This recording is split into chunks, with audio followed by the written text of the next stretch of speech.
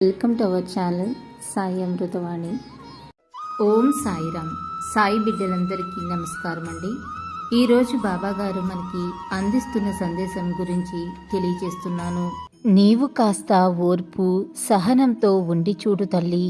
నీ జీవితం నీకు చాలా పాఠాలను నేర్పిస్తుంది. నన్ను నమ్మి ఓర్పుతో ఉన్నవారు ఓటమిని ఎరగరు. ఎప్పటికీ కూడా సహనంతో సాధ్యం కానిది కూడా ఏమీ లేదు. ఈ రెండూ ఉన్నవాళ్ళు జీవితంలో ఎప్పటికీ ఓడిపోరు.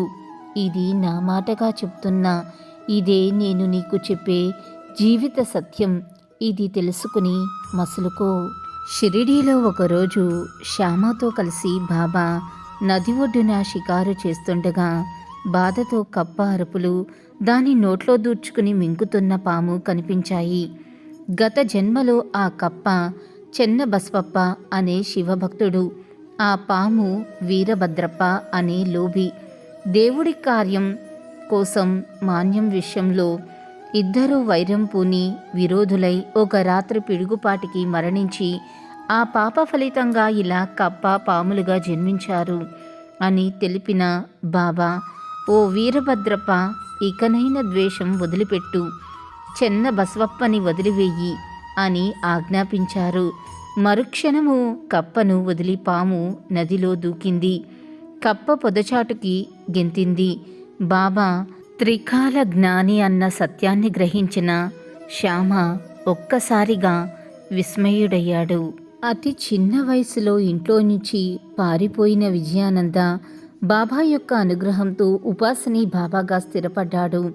అతడిని వెతుక్కుంటూ త్రివేణి సంగమం చేరిన అతడి అన్న బాలకృష్ణ పిండ ప్రదానం చేస్తుంటే నదిలోంచి 2 చేతులు పైకొచ్చి స్వీకరించాయి. షిరిడీ వచ్చి బాబా దర్శనం చేసుకుంటే బాబా తమ చేతులు చూపించి, గయలో నీ పితృదేవతలకి చేసిన పిండ ప్రదానం స్వీకరించిన చేతులు ఇవే అన్నారు. పితృదేవతలు కూడా బాబా అంశాలేనని గ్రహించి బాలకృష్ణ ఎంతో ఆశ్చర్యపోయాడు.